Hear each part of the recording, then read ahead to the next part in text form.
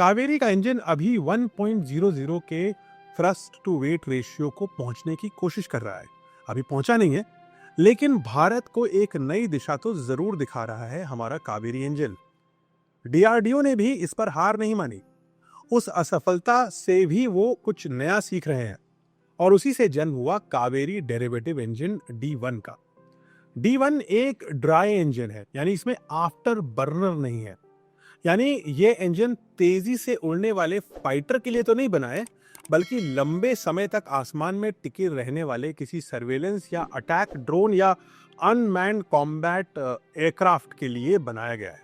इसमें ईंधन की खपत काफी कम होती है और कम शोर के साथ ज्यादा देर तक ये उड़ान भर सकता है। यानी स्टेल्थ, एंड्योरेंस और रिलायबिलिटी, इन तीनों को हम D1 इंजन में देख सकते हैं।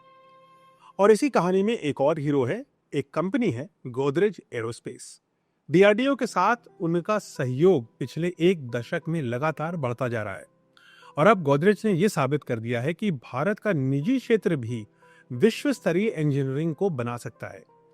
कावेरी D1 की डिलीवरी भारत में पब्लिक प्राइवेट पार्टनरशिप की परिपक्वता की एक मिसाल बन गई है।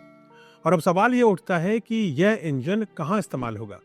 सबसे पहले भारत इसे अपने स्टेल्थ कॉम्बैट ड्रोन यानी घातक में लगाने वाली है। यह वो ड्रोन है जो बिना किसी पायलट के दुश्मन के क्षेत्र में घुसकर वार करता है। लेकिन कहानी यहीं खत्म नहीं होती।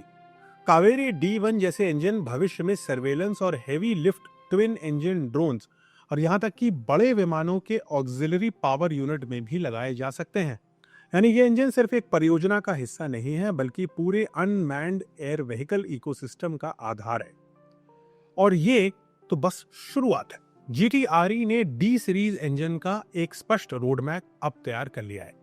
आने वाले सालों में D2 और D3 इंजन लंबे एंड्योरेंस ट्रायल्स से गुजरेंगे, 150 घंटे के परीक्षण ऊंचाई और तापमान की सीमाओं पर।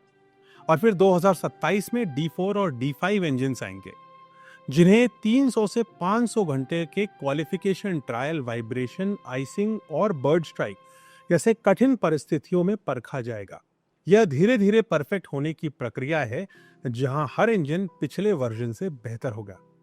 भारत अब दो दिशाओं में आगे बढ़ रहा है, ड्राई कावेरी इंजन ड्रोन्स के लिए और आफ्टर बर्नर यानी जिनसे आग निकलती है वो वर्जन एमका जैसे फाइटर्स के लिए। यानी एक और हम अनमैन्ड स्टेल्थ जैसा इंजन बना रहे हैं और दूसरी ओर सुपरसोनिक फाइटर पावर बना रहे हैं, और दोनों रास्तों में भारत बराबर आगे बढ़ता जा रहा है।